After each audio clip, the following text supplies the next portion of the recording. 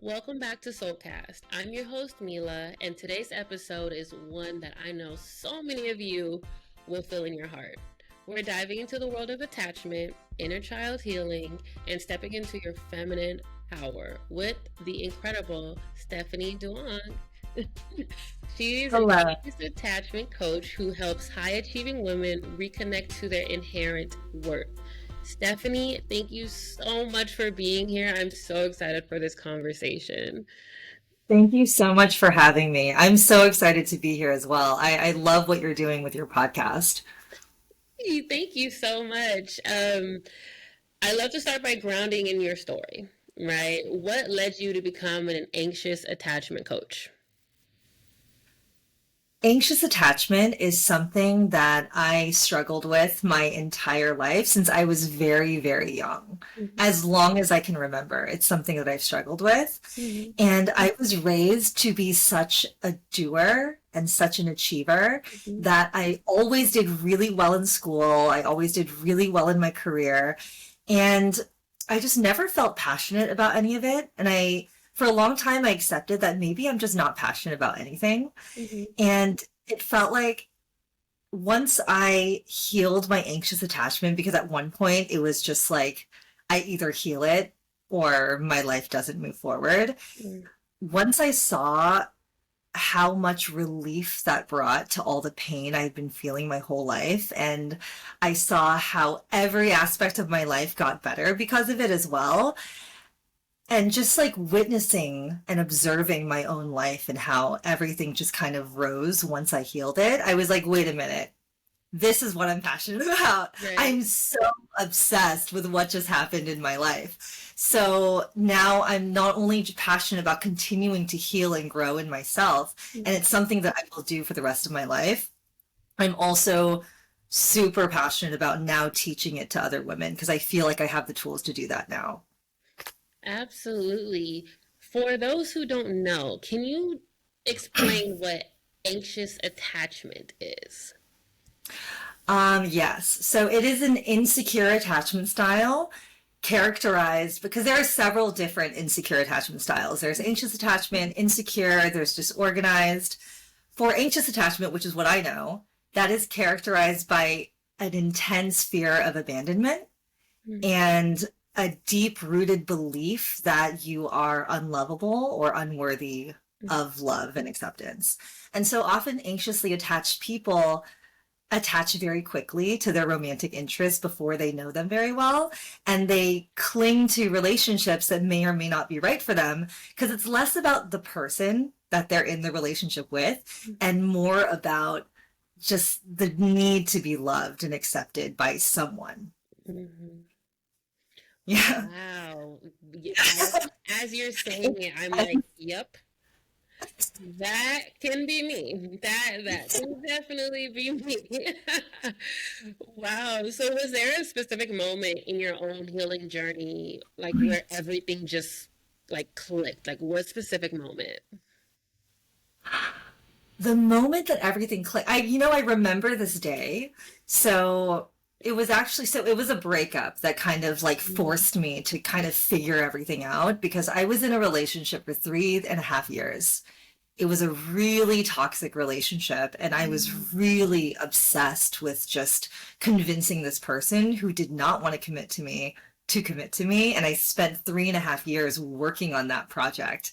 And it really just drained the life out of me. But I would not give up because I felt like if I could convince this person to choose me, as much as he doesn't want to, if I can make this happen, maybe that will undo everything I believe about myself, that I'm unlovable, that someone will never accept me.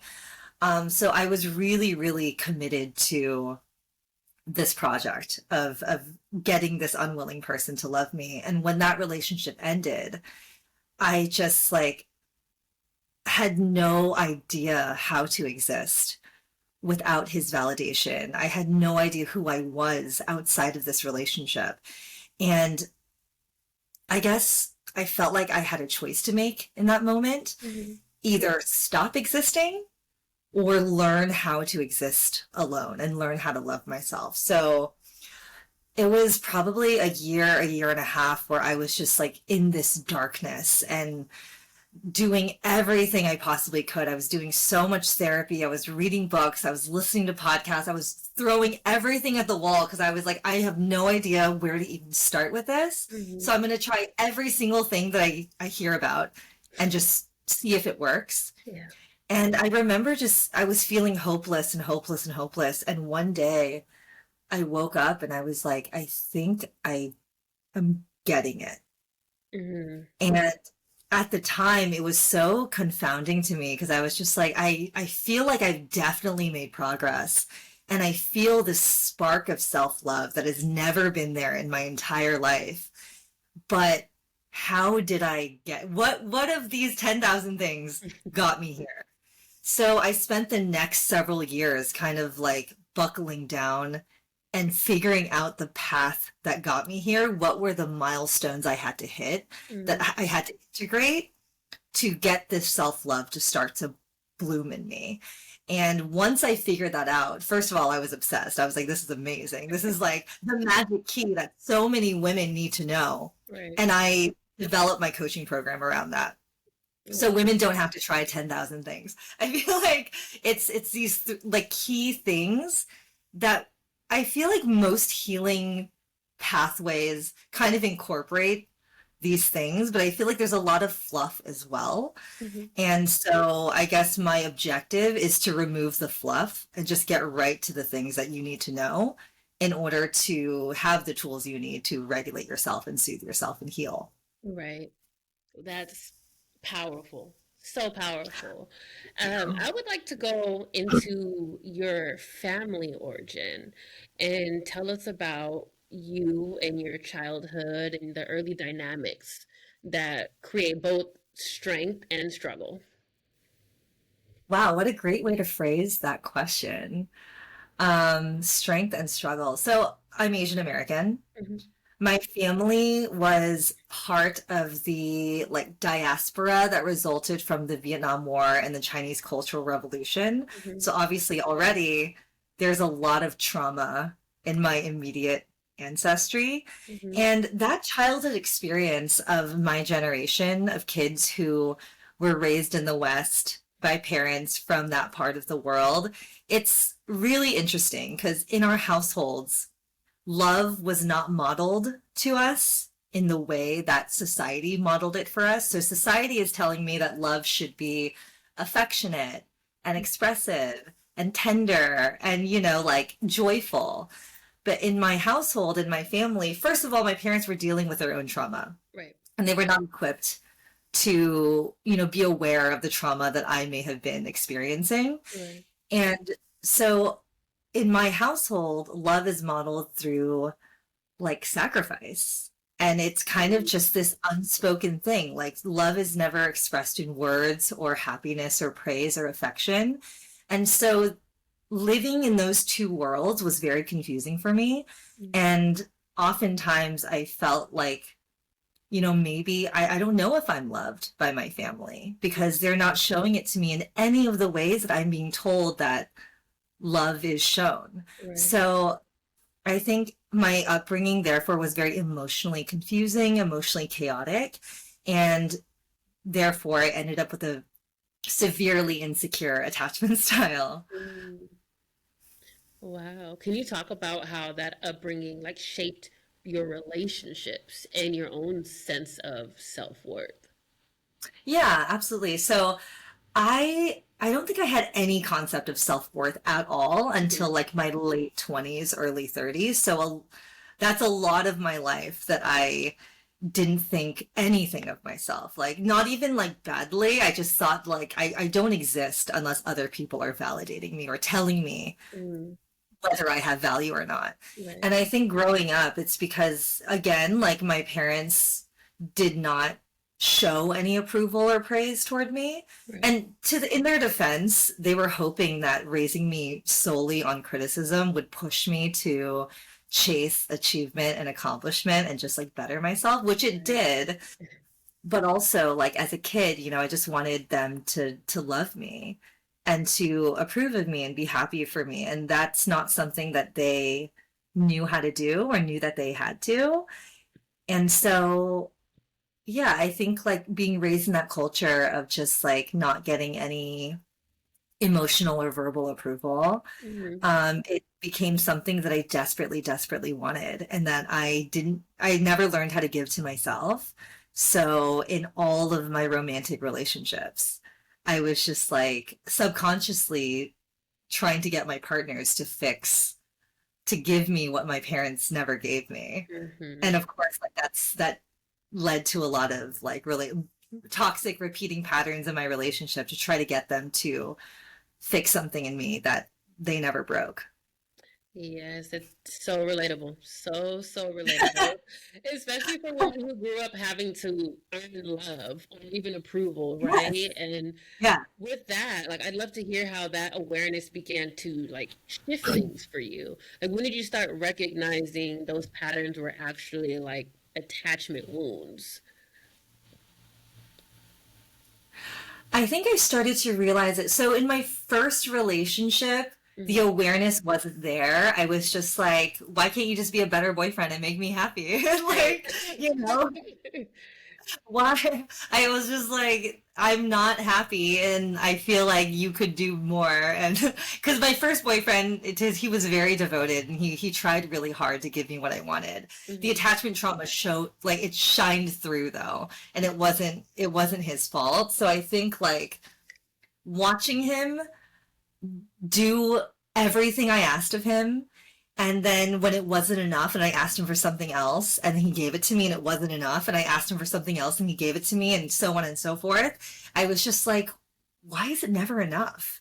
And I started to ask myself that because, I was always a relatively self-aware person and I was starting to see this pattern of just like, you know, I feel like if he gives me this, then I'll be happy. And then I'm just never happy.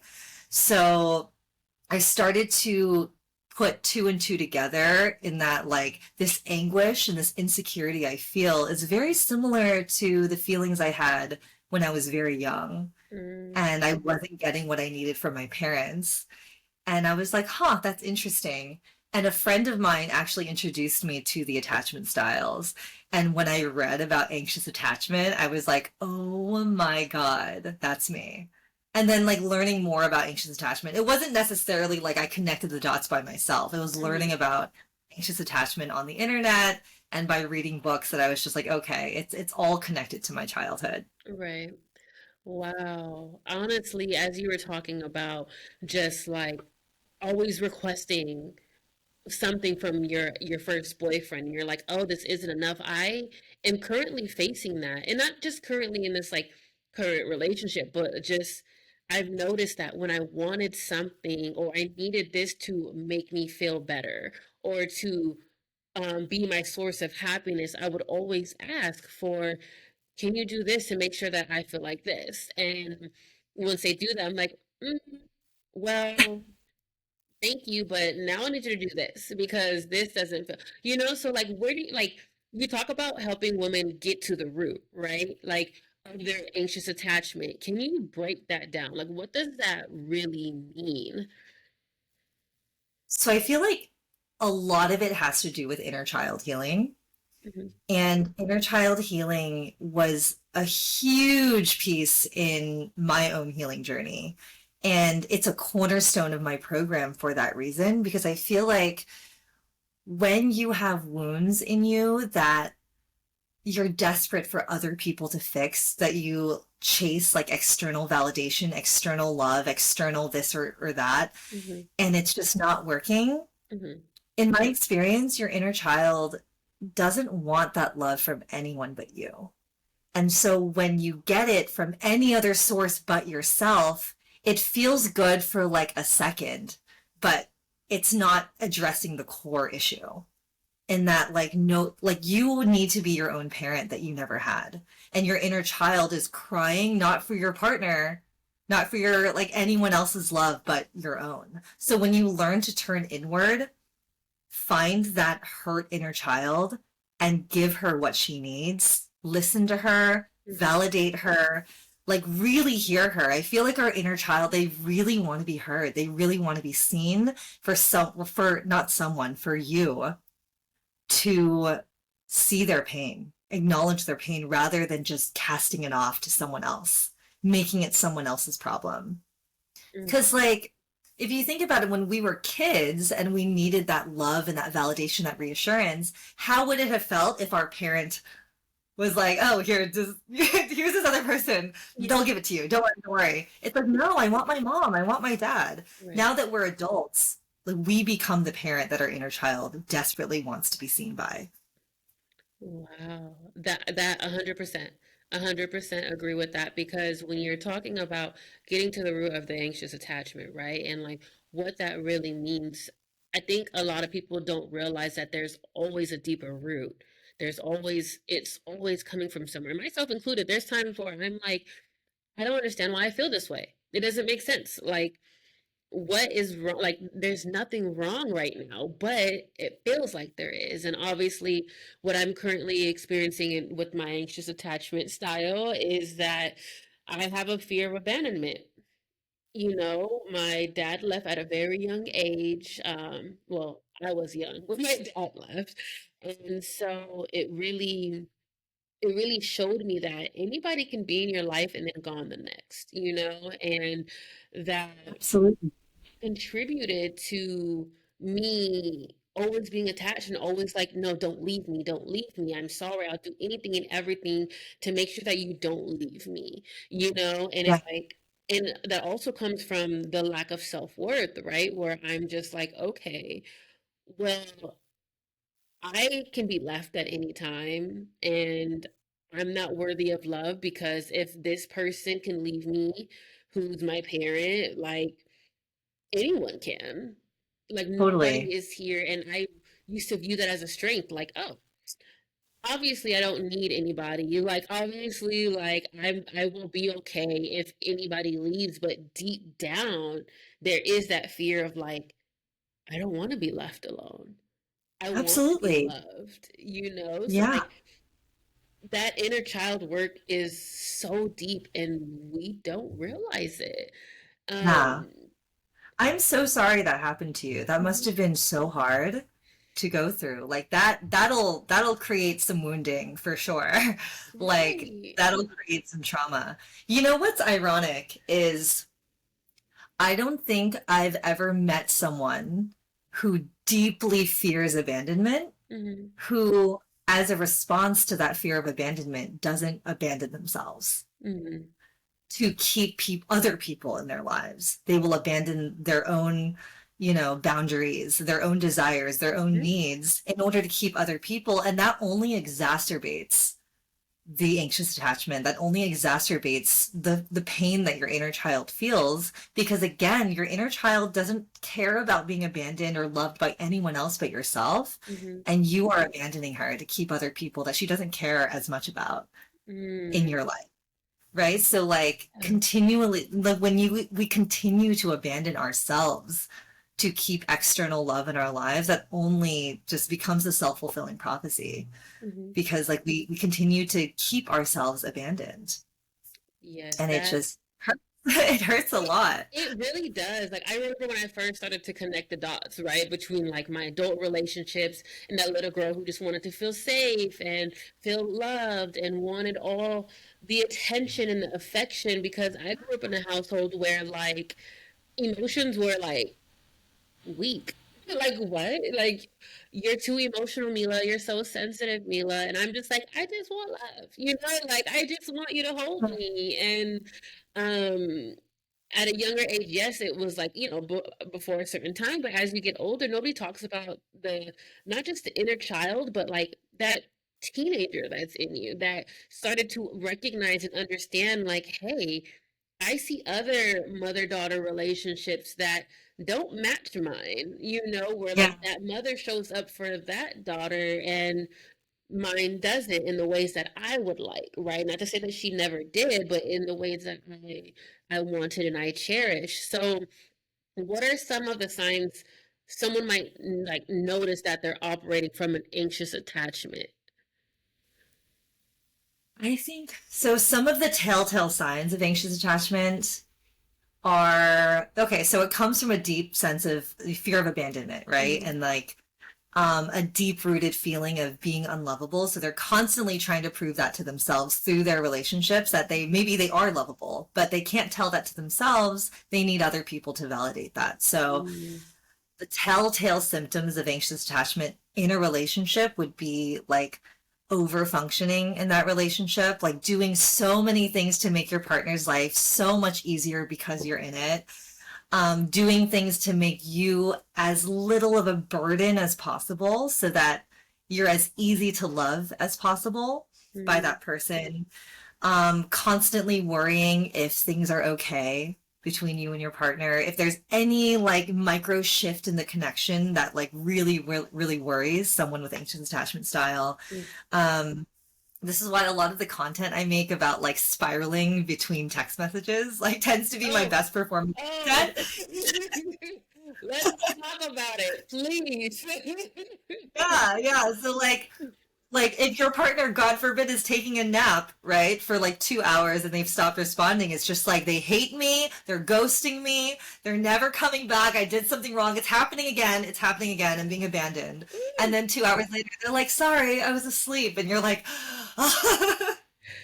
Let's yeah, talk about that. Like, do you think that's just an overthinking mechanism? Is it like just a need of reassurance of like, I'm still loved? Or like, is it a fear of rejection? Like, what is it? Because I experienced that too. And I hmm, can say for myself, it's like, I need to know that we're okay. Like you said, I need to know that we're okay. I need to know that things yeah, are good because, like, what did I do? Or I'll turn it to me. Like, what did I do? yeah, Did hmm, I mess up? Did I make them angry? You know, and I know that's from my own yeah, childhood, but like, let's talk yeah. about that. Like, So, because the belief is that people will abandon us, the belief is that we are not lovable, we're constantly looking for like affirmations of that belief. mhm. So when someone doesn't text us back for too long or for like, an hour or two or longer than usual, we're just like, I knew it. Like my belief is affirmed that they've abandoned me, that it's kind of like when you believe anything, you're constantly scanning your environment for confirmation of that belief, right? So like if Mhm. you believe that there are Teslas everywhere, you're going to see a lot more Teslas than the average person on the road, right? Mhm. Or if you believe that like, this neighborhood has a lot more white people or a lot more Asian people, you're going to like pick out all the white and Asian people and like kind of disregard everyone else. So it's confirmation bias. We Mhm. believe that everyone that we love will abandon us at some point. So when a period of time goes by without a text back, we're just like, I knew it. That's what I've been waiting for, is for them to abandon me. So I think Mhm. but then like we fear it so much that we're just like, oh my God, it's happening. And Right. whether or not it's true, we've like created that reality in our heads.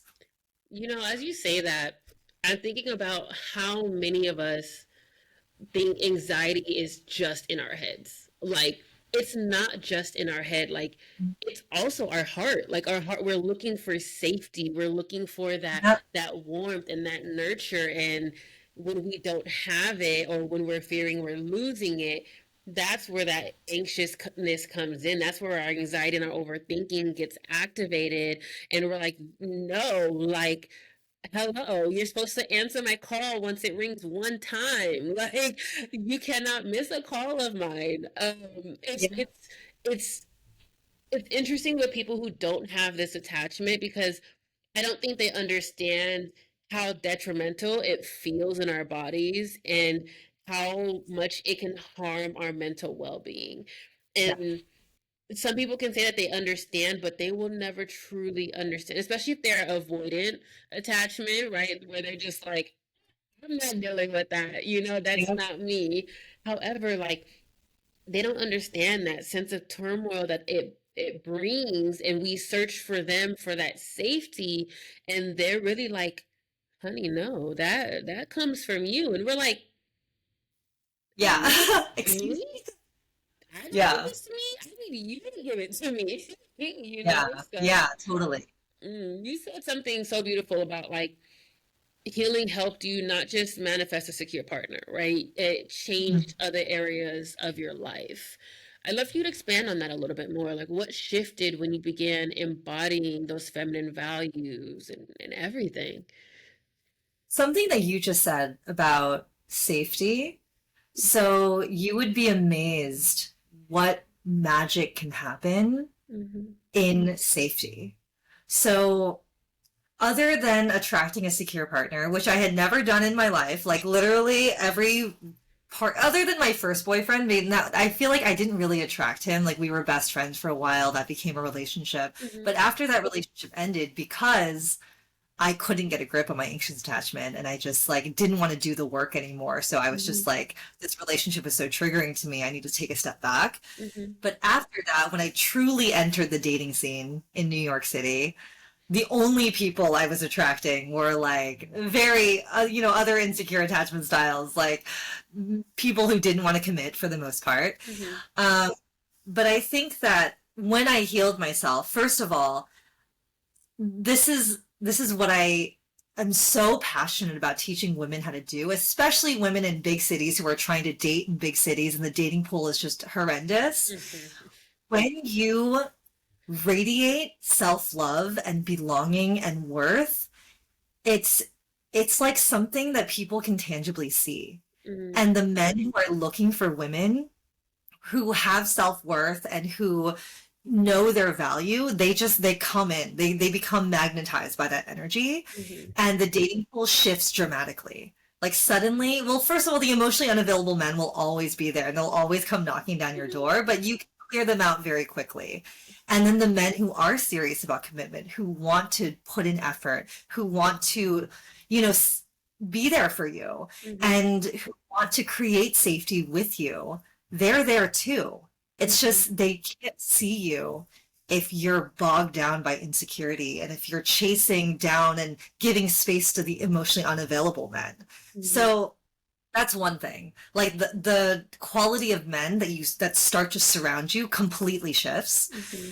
And secondly, my family, like I mentioned, they were neck deep in their own trauma. Right. My parents, in my culture and in our parents' generation in general, therapy is just not a thing that generation, Gen X and boomers, that is really acceptable for Right. people of their age group. So they're not going to know how to even start on the inner work. And a lot of them have accepted that they're just going to take these wounds with them to the grave. And this is just how life is. Right.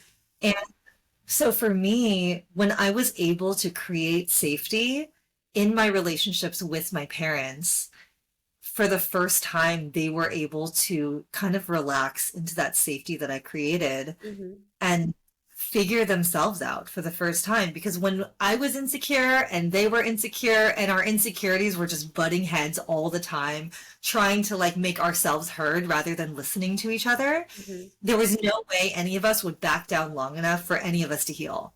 Right. But when I was able to step away, heal myself, and then approach my relationship with my family from a healed space, and I wasn't fighting back with them, I wasn't like ridiculing them for the way they spoke to me, I wasn't getting so defensive and yelling at them and like, taking everything they said so personally, they were able to be like, why did I just say that to her? Like, what? Like, or if they said something to me and I'm just like, hey, that really hurt my feelings. Like, I know that people spoke to you this way and I'm really sorry, but that really hurt my feelings. And they were just like, oh my God, like, what, yeah, why am I hurting her feeling? Why do I want to hurt her? Mm-hmm. And so, like, I think that was the main thing for me that was so huge. Like, I didn't expect my relationship with my parents to get to this place until maybe 10 or 20 years later. Like, maybe this is a conversation we would have, like, on their deathbed, and we could, like, I could send them to the afterlife with, like, tears and peace. But, like, yeah, I wasn't intending it at all. And I just went home one Christmas in a much better place. And I interacted with my mom in a much different way. And then with my dad in a much different way. And then I just saw this shift happen in them. And so, yeah, that's a crazy side effect that I talk about a lot with my clients. Mm-hmm. Wow. That you had mentioned something about that safety, right? And being in a space where that other person is very willing and honors, that there's growth that needs to happen, right? When you got into that space and you with this sense of safety, what did that look like to you, and how did it initially make you feel? You know what I'm asking? Like, how did attracting that secure and healthy partner? How did you respond to receiving receiving it essentially? Um, well, because that's a really good question. I think that because it was so foreign to me, because full disclosure, I still get triggered. I'm not like a person who never feels triggered and never feels anxious just because I'm healed. I think what healing means to me is that it no longer controls my life. Mm, So I do get triggered and I do lash out and I do like have these protest behaviors still, but instead of taking weeks to recover, I can regulate within a few minutes. And so my life can continue to move forward. But during the times that I felt triggered in my relationship and I have responded in like an anxious way, and my partner is just so patient, he's so understanding, he's so like willing to take the first step and hear me out and validate my emotions and put my emotions on the forefront because he's such a regulated person. He's mhm. so like naturally secure and regulated. He does not get triggered easily. And the first few times we got into arguments and he immediately was just like, I'm so sorry I made you feel that way. You're right. Like, and Mm, even though like my feelings made no sense to him, he could see my hurt very quickly. right. And he was so willing to help me regulate and to get me to a better place. And you ask how I felt about it at first. I was just like, is he like desperate? Like, what's wrong with him? Does he have no self-esteem? Like what? So is he just a pushover? Mm, Because I'm so used to having to fight so much harder to get to that space. Um, but over time, because we've been together for almost 2 years now, over time, it's something that I've learned. I used to look down on him for. Now I like appreciate and respect him so much for it. I'm just like, it takes a lot of strength to be so regulated all the time mhm, that you're able to hold space for my triggers and my anxiety that flares up from time to time. mhm. And I think having that solid foundation that he contributed so much to building, it has helped me, it has helped my journey exponentially. And that like there's so much safety in my relationship, largely because I have a very safe partner. That's amazing. That is so inspiring.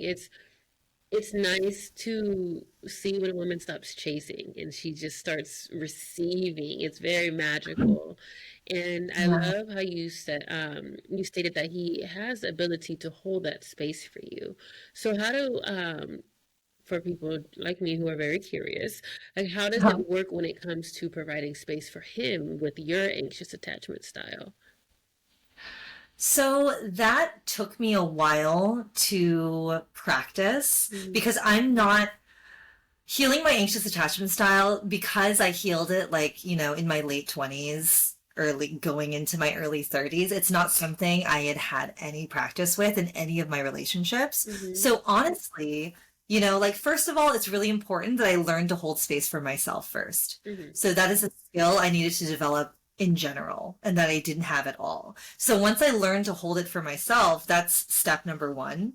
So I know how to do it, even though it's just with myself, I know how to do it. mhm, And then honestly, I learned a lot from my partner. So watching him hold space for me, when he needs me to hold space for him, it does feel like a little bit awkward because I'm not practiced, and that's okay. mhm. Like I think there's no point in beating yourself up for not having a skill that you didn't develop until recently. Right. So it is something that I'm getting better at. It's not something I'm as good at as he is, but I definitely model my behavior after how he is able to be there for me when I need him. Mhm, And so it's both of those things. It's like being the parent that I've always wanted to myself, mhm.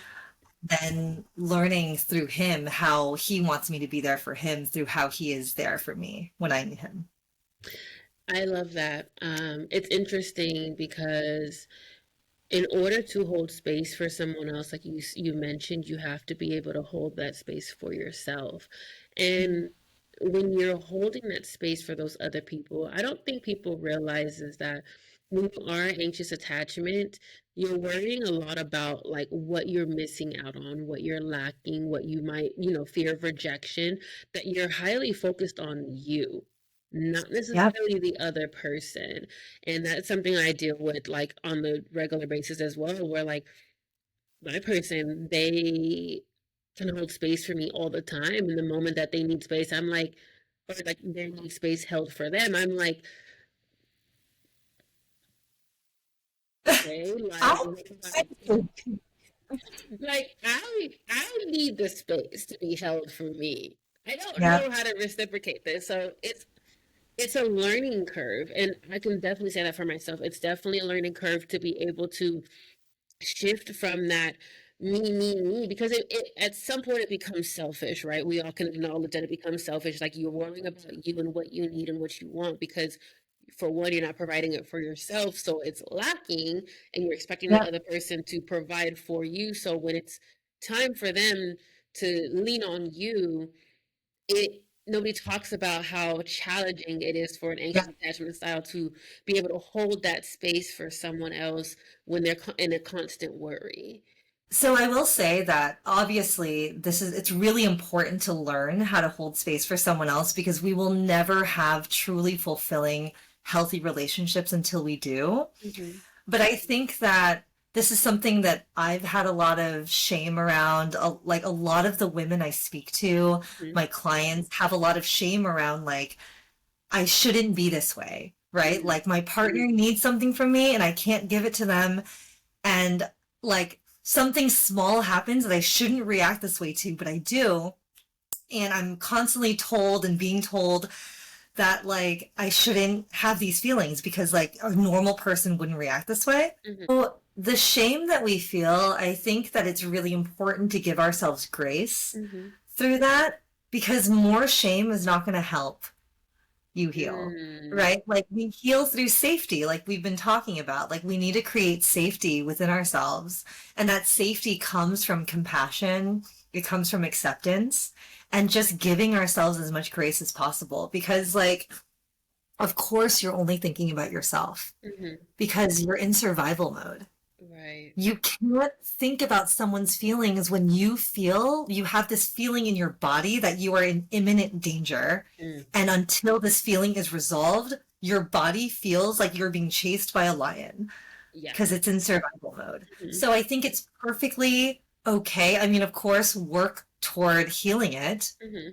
but accept that you feel this way for a reason and give yourself a little grace. I mean, like, for example, in the Western world, we have things like anxiety, depression, Mm-hmm. mental health conditions, and things of that nature because our basic needs are being taken care of. We have food, we have shelter, we have water. If we didn't have those basic needs, we wouldn't be able to focus on things like mental health, right? So, like in really third world impoverished countries, depression, mental health things, they're not really a thing because people there are just trying to survive. Mm-hmm. They're just trying to get enough food, water, shelter in order to live another day. Right. And I think that that is related to like us not being able to hold space for other people when no one's holding space for us and we don't know how to hold space for ourselves. Mm.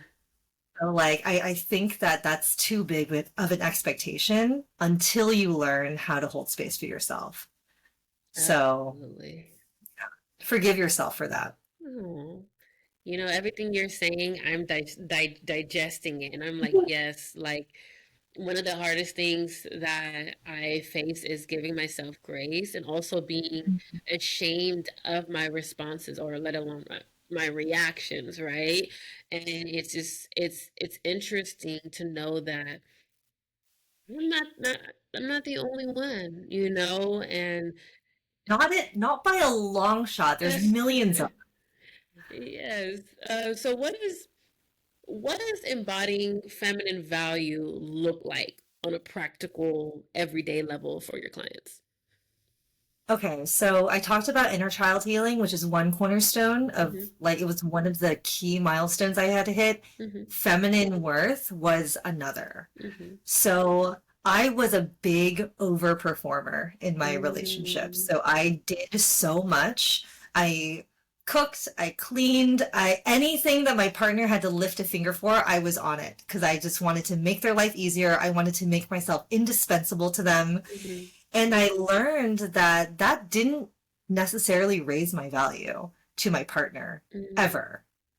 In fact, like it made me seem like really convenient and like I didn't value my inherent worth. I had to constantly be creating worth for myself in my relationships.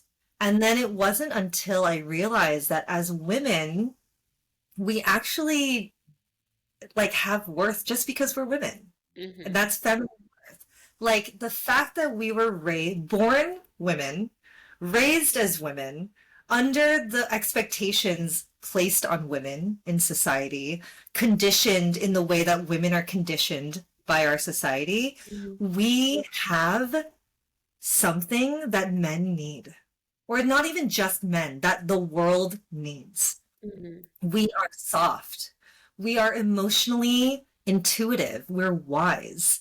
You know, we have this like nurturing ability to like be warm. We have this power to create. Mm-hmm. We have this like insight and this, like I said, this intuition that the world desperately needs in order to run Mm-hmm. just by being who we are. We don't have to do anything to have this power. So I think that once I learned that I provide so much to my partner just by being who I am, I provide emotional counsel to him. Men, especially, I think this applies to all women in all types of relationships, but Mm-hmm. especially women in relationships with men.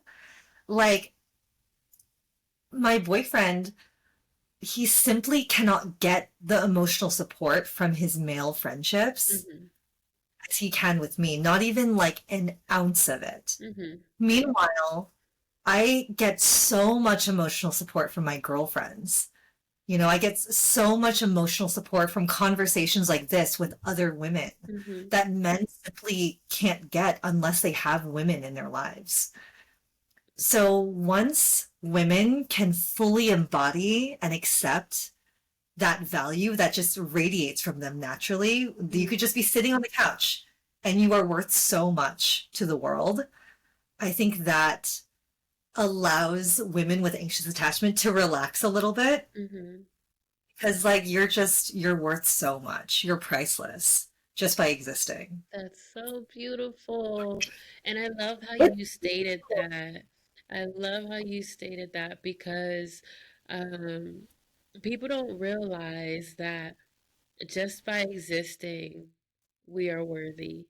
You know, not yeah. even just feminine, but you know, everyone, but especially feminine alone, like feminine energy, like that emotional value is beautiful. And one thing that really popped up when you mentioned that was your partner. She mentioned how it was beautiful that I have all these feelings and emotions and that I am so sensitive to other individuals and that makes me attentive and that allows me to show up and I hold space and coming from her background, right? Or not her background alone, but just her past relationship, it was the opposite. And like I know I'm alarming sometimes when I come into people's life and I'm just this very like soft, emotional, sensitive individual who understands and has so much empathy when I'm not anxious, right? And so it's it's foreign to a lot of people who experience women who are this feminine and this in tune with their nurturing abilities. And it's amazing. And to be able to provide that to your partner who may not be as tapped into the emotions because it wasn't a thing for them as well. Mind you, I had to learn how to tap into my emotions because Yeah. I used to stuff those things like a stuffed jalapeno. Girl, Yeah. like it's interesting because it took me a while to get more on the self-awareness side. Like I am just scratching the surface of understanding my attachment style where I'm like, okay, I am constantly on a lookout for a text message. It's been how many hours? And then, mind you, Yeah. my partner had let me know I'm doing this, I'm doing this, I'm doing this. If I don't answer because of this, or like whatever the case may be. And I'm like, knowing this No, but information was given to me, and I yeah. text and I call and there's no answer or response, I'm already like, what is going on? Yep. I demand a response. And Yeah. so, Yeah. They're like, don't they know it's an emergency? Yeah. right, like, Totally. should, like, don't they know my style? Don't they know I'm feeling a certain way? Don't they know this about me? And so that's where we come in to provide that safety for ourselves so that we're not burdening them with what we're going through. And that's another thing Yeah. is how do we prevent um pouring and projecting our anxious attachment style on our secure or a different attachment style partner. Yeah, absolutely. So again, I think it comes back to meeting. If you've never met your inner child, I would highly recommend finding an inner child visualization on YouTube, finding an inner child meditation, writing a letter to your inner child, or if you have a picture of yourself when you were like 3 to 5 years old, finding that picture and just like connecting with the you when you were that age. So, I mean, we can't do inner child work without first meeting our inner child, right? But Mm-hmm. I think a lot of what you're saying requires inner child work.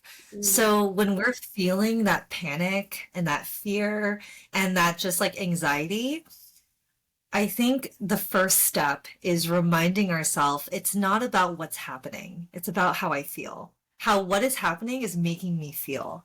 And I need to address that feeling, that panic, that anxiety. It's not about the fact that she's not texting back. It's Mm-hmm. not about the fact that, like, you don't know where she is or she's out with her friends and not you or her coworkers and you don't know what she's doing. It's about how the situation is making you feel and Mm-hmm. learning how to soothe that feeling. So when that happens to me, what I do is I feel the panic, I feel the anxiety, and of course I want my partner to fix it, Right.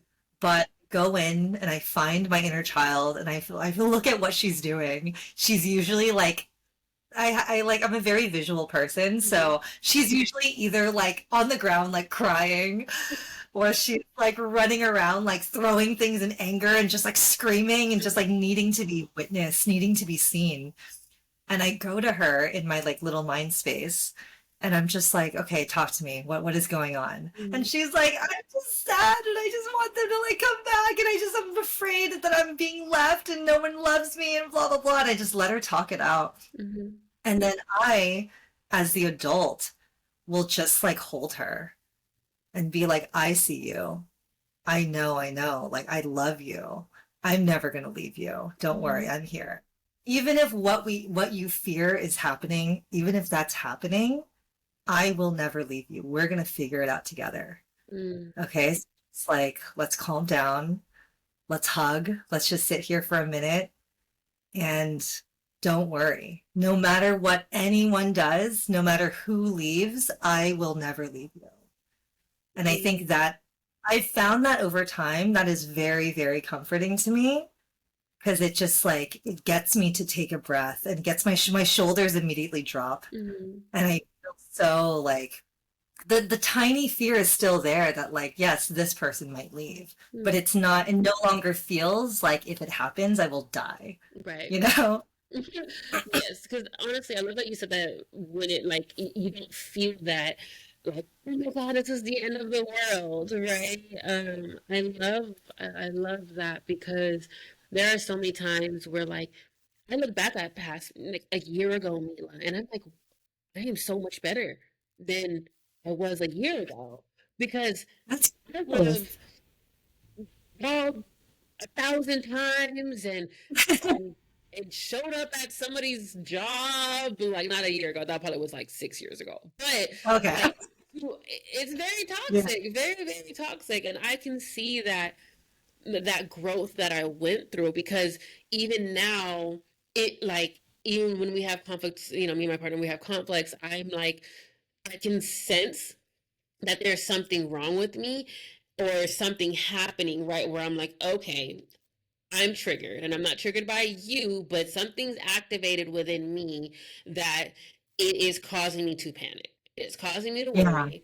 And what do I do? And I'm in that process right now still where it's like my body's getting extremely activated and I don't know where to start, right? Where it's like, okay, I know there's something wrong. I don't know how to talk to myself. I don't know how to say, hey, Meela, like, or maybe I do, but I don't believe myself. Mhm. So what advice or tangible tools like that you can give to people like me or those who have similar um conflicts and trying to resolve in the moment? Yeah, yeah, absolutely. So you mentioned like your body is activated. That's a really important, that was really important phrasing I think you used, Mhm. because when we are triggered, there is a distinct mind and body separation that happens. Mhm. Our bodies go into panic mode. We're no longer in a space that is safe. Mhm. And I feel like a lot of the time, at least with me and a lot of the clients that I work with, our mind just flies from our body and starts to just like go crazy. Mhm. And this is why somatic work is talked about a lot. Mhm. So when you can return your mind to your body and start to like bring yourself out of like panic mode, whatever your panic response is, once you Mhm. can bring yourself out of that, it gets a lot easier to start to bring reason back into the picture. But if you're trying to bring reason back into the picture when your body still thinks it's going to die, it's not going to work. Mm. So, like, because there's no reasoning with life or death. Right. So, something I would recommend, some like simple grounding things in those moments when you're feeling so just like your body's about to like panic and go into survival mode.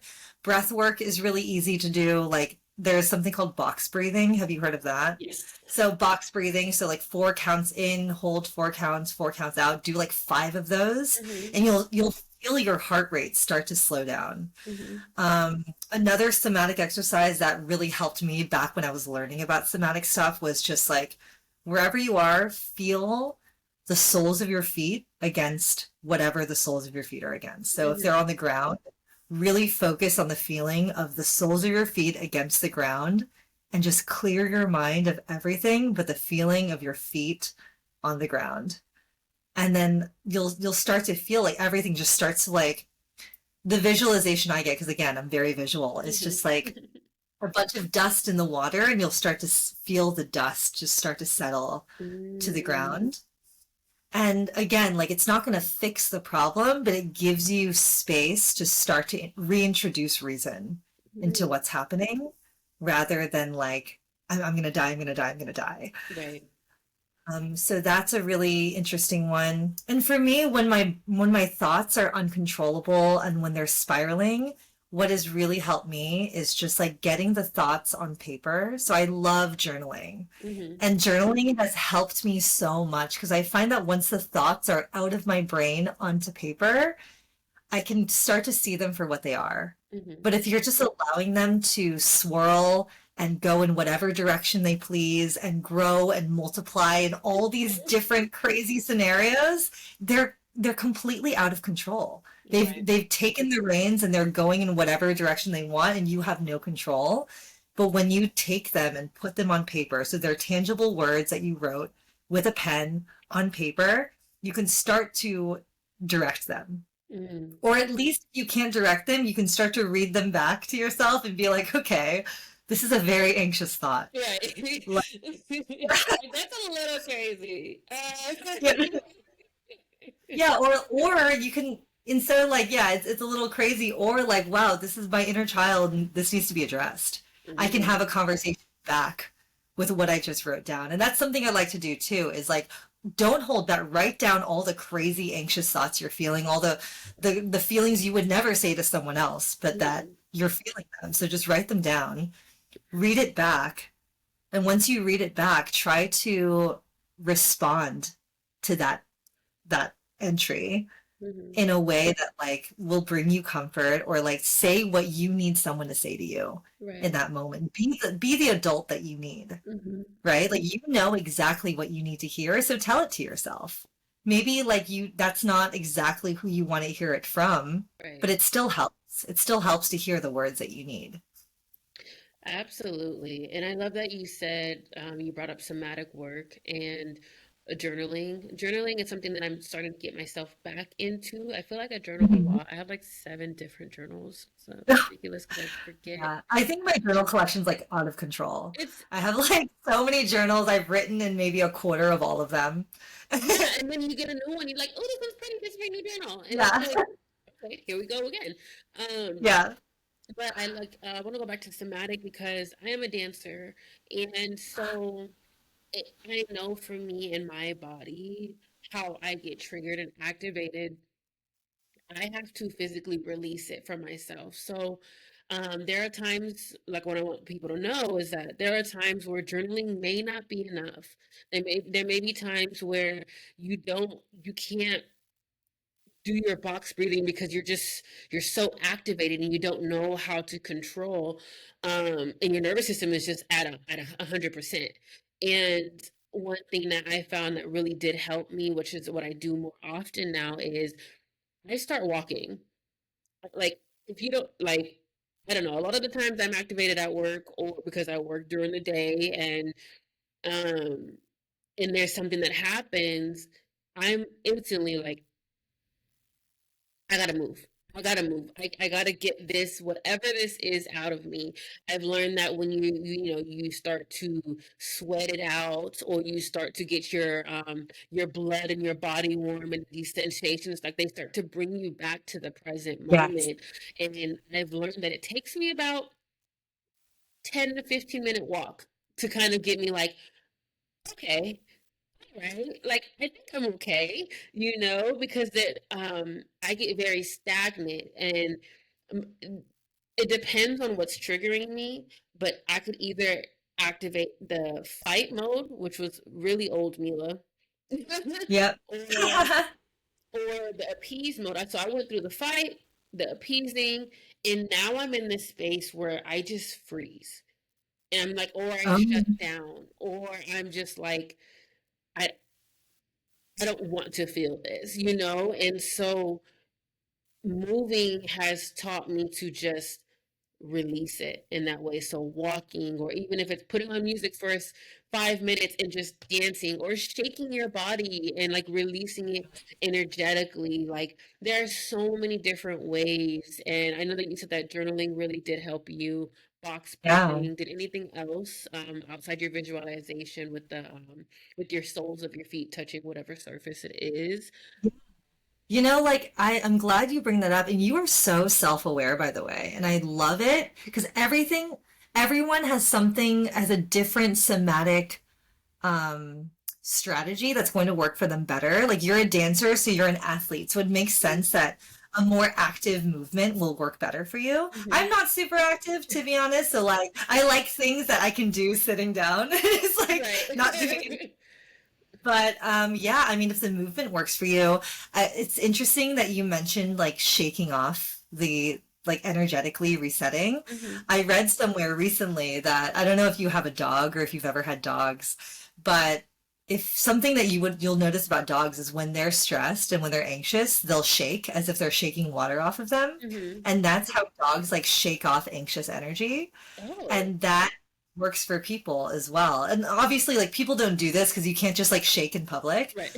but like it's like a visual thing. Like if you're Hmm. feeling anxious and you've like started the process of getting out of it, Hmm. something that can finish that process is just like shaking it off. Right. Like, all right, that's out of me, I'm good. So I think shaking off the anxious energy is another somatic technique. Hmm. Um, Or but some yeah. people like they have to yell or scream it out or talk it out. Yes.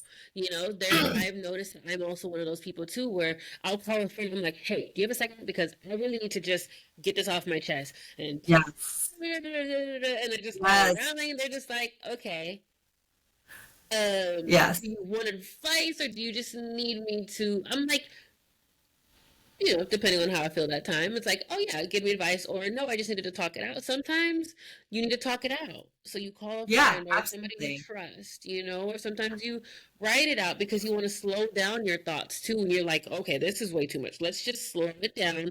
I'm right Yes. slow, um, so like for I think anyone, that's great. Yeah. mhm, No, like getting the thought again, like this all goes back to getting the thoughts out of your head. right. Because if they're just sitting in your head, they're growing into things that, Hmm. they're growing out of control. So get them out, take control of them in some way, give them presence. And I'm always an advocate for calling your friend and talking it out rather than calling your ex. Because like, Oh yeah, or no, your we don't do that partner. anymore. Yeah, yeah, exactly. So this is what great female friendships are for. Like, call your friend, call your girlfriend, talk it out. I love what you said about like it's a great friend who knows how to ask. Like, do you want advice or do you just want me to listen and be a sounding board for you? Hmm. So I love that. Yes, I completely agree. It's interesting because you never know, like, and it's different every time, right? So you never know what you're going to need at that time, but awareness and just paying attention to yourself, like that's something that I've learned for myself, that like I have to be more mindful of, like, how is this affecting me? What is it? And what do I need? Right? So like for anyone listening who feels like that's me, I'm anxious attached, or I'm tired of chasing love, like where can they start today? Like what's one first step towards healing? First step toward healing. That's a really good question. Normally, the way that I like start working with clients is just like start to find some way to start getting to know and getting in touch with your inner child. Hmm. I think that's a huge place to start. I mean, that's obviously that is work that will take a while, Hmm. but if your inner child is not someone that you know yet, it's really important to sit down and find her Hmm. because that is the root. Your inner child wounds are the root of all of your anxious attachment triggers, all of the reactivity, all of the fears. Those are the fears that were instilled in you when you were a child. And they're still there. They were never addressed. They were never properly addressed or processed. So I would say to start there. Something easier to do is just to start looking into somatic exercises, starting every day with like deep breathing, Hmm. just to get in the habit so that when you need it, the muscle is built. Right. So just like getting in the practice of slowing down, taking deep breaths, even when you're not triggered, especially when you're not triggered, because we don't want the first time that we do this when we desperately need it, right? Right. So like I think getting in the habit of just like being connected to your body. And that way you can physically feel when your mind flies out of your body. Right. Because if you're not connected with your body, you don't know what's happening in that moment. But when you are, you can easily feel when something is up. Yeah. And like you said, like recognizing when you are triggered is so huge. And that is such growth because when we don't recognize that we're triggered, we think that our reaction and our feelings are so valid to the situation. Hmm. And so it's really hard to heal and it's really hard to change and grow when you feel like, oh yeah, no, this is definitely happening because she's not texting me back Right. and not because something happened in my childhood. Like this is a totally reasonable response for like a delayed text message, Hmm. right? So like getting to the point where you realize that you are being triggered versus having like a rational response. Right. Right. You mentioned visiting and like learning or tapping into your inner child, right? Um, do you feel it's necessary to So like if they're starting to tap into the inner child and they did that say 4 years ago, right? Is it a constant revisit that you have to like it's a regular visit that you have to check in? Because I feel like that's where I sometimes fall off is where I end up um not checking in with my inner child anymore, and it's like, Mhm. oh well, no, this happened when I was this age, and so like, oh, this happened in my past, in my experience, because this, X, Y, and Z, but it still stems from the inner child. So how often do you feel like we have to check in with our inner child? So I feel like your inner child is someone who's always going to live inside of you, Hmm. and she never goes away. However, the work gets less and less constant Hmm. the more healed and the more loved she feels. Hmm. So if you feel like it's constant work, constant checking in, she's constantly getting upset, you constantly have to reassure her, it's just she's not feeling loved enough. She's not feeling safe enough. Hmm. But once you get consistent enough with like knowing when she's upset, going to her, giving her the comfort she wants when she wants it, and not like allowing the upset to grow and grow and grow. Because I feel like a real child, if she's upset and you push her off Hmm. until later and decide not to address her in that moment, they're gonna get angrier and angrier. And like the trust, you're not building trust with her that way. Right. But the more you do it early on, as time goes on, it she starts to slowly integrate. Or that's been my experience at least, and the experience that I've seen with my clients and with my friends is like the more trust you build with your inner child, the less you feel the need to check in with her over time because she doesn't get upset as easily anymore. Right. Because like she doesn't feel constantly unsafe. Like something can happen that used to trigger you 5 years ago, and you'll start to notice like, oh, that didn't trigger me either like at all, or it didn't trigger me nearly as much because I don't necessarily feel unsafe all the time anymore. Hmm. So over time, it's not work that you'll have to do as much your whole life. Right. It's work that you do now so that you can generally feel secure and at peace for the rest of your life. That's interesting that you say that because what came up for me was at what point while you're in a relationship as an anxious attachment, right? At what point does it stop being a you issue and another person? Like the other person you're dealing with, right? So if does creating that relationship with your inner child mean, hey, I know what my inner child needs and wants, and I know what I need and want, so to make me feel safe and secure, right?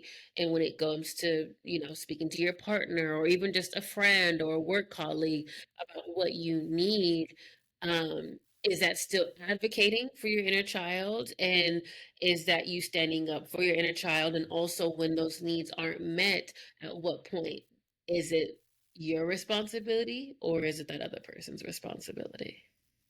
That's a really interesting question.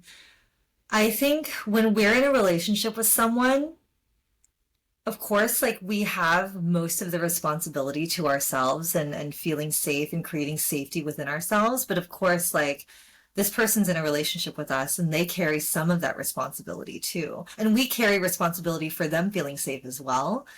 So I think that it's not 100% here or there, but there is some sort of mixture of responsibility. And it's a really delicate balance, I think, between creating safety within yourself, but also I think part of creating safety for yourself in a relationship is learning how to communicate your needs to your partner in a way that is mature, that is loving and not demanding, you Mm-hmm. know? And I think if you're with the right partner and you're communicating needs that are reasonable, like, hey, like I tend to get really anxious when I don't hear from you like every hour when you're away with your friends or something like that, or if I don't get a phone call from you once a day when you're on a multi-day trip, Mm-hmm. like this is what I need. It's not what everyone needs, but this is what I need to feel safe. Mm-hmm. And if your partner doesn't want to give that to you, then I do think that's a them thing. Mm-hmm. And I think that is something that needs to be communicated about and addressed.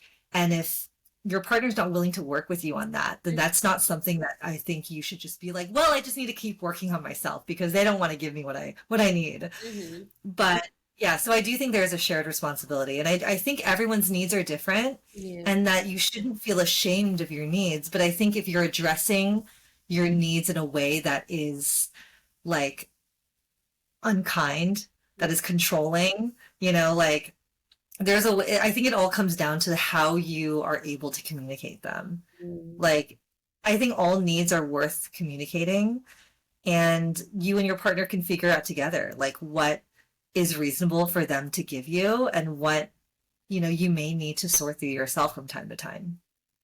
Beautiful, beautiful. I can already feel how like your work is changing lives. Like just by the conversation with you. So before we close, So, where can our listeners connect with you and learn more about your 90-day program? so I'm mostly on Instagram. I'm also on TikTok, but Instagram is where I have all of my conversations with my followers and where, like they can come to me for information about joining my one-on-one coaching. So my handle is my first and last name, Stephanie Duong Coaching. Hmm.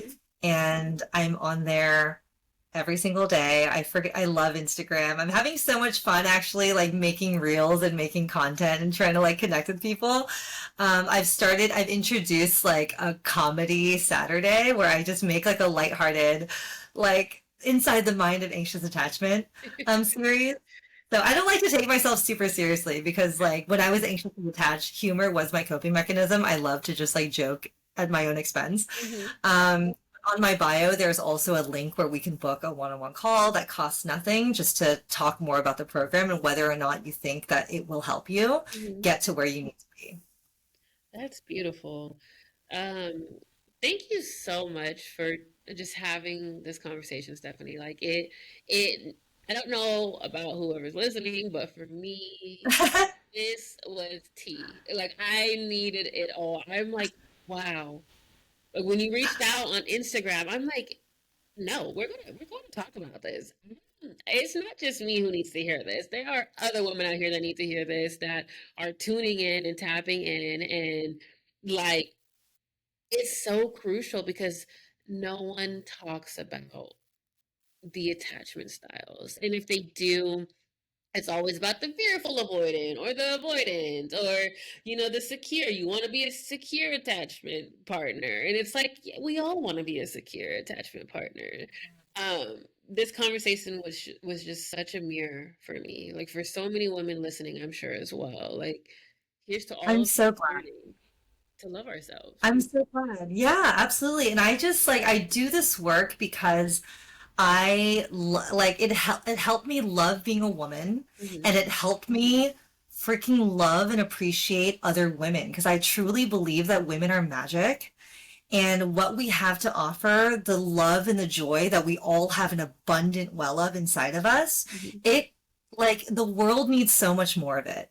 And when we are unable to radiate that power because we're trapped in our fear Hmm. and our like insecurity, we're robbing the world Yeah. of this magic that the world needs. Hmm. And it's so like to me, now that I have the tools and I feel like I can help women unclog those pathways, Hmm. I just feel like I want to like heal the world one woman at a time Oh, because the world needs us. they do. They do. They do. They need you. They need me. They need us. They need all of us to Yep. unite and stand together because our power is to heal, Yep. right? We can Yes. transmute energy. We can shift anything negative to positive. We just have to do a little work. We just have to do a little work. That's all. A little love on ourselves, asking for support from other women. Like Yep. the ability to do it is here. And it's just again here's to all of us learning to love ourselves and especially the way we always deserve, not how we deserve, but we've always deserved it. Yeah. And like life is so amazing on the other side. Like we all have it in us to create such amazing lives. And unlocking that potential is it's so powerful. And I know you've seen it too, like you have this amazing podcast and you like have this, you're building such an amazing life for yourself. And I want that for everyone. Yeah, And we're all going to get there. we are. We all are with the support of one another. We're going to do it. We're going to get there. Yeah. Thank you so much for inviting me on this podcast. I loved our conversation. Absolutely. Thank you so much, Stephanie, for just coming on, being willing to share your knowledge, your story, your background. I will be putting your information in the episode details. So if you guys want to follow her on Instagram, I will have that down below. And please tap into her 90-day program, talk with her if you can, when you're ready, or push yourself to be ready. She is going to be such an asset, and give yourself the love you deserve by checking her out. Thank you. Of course. Thank you.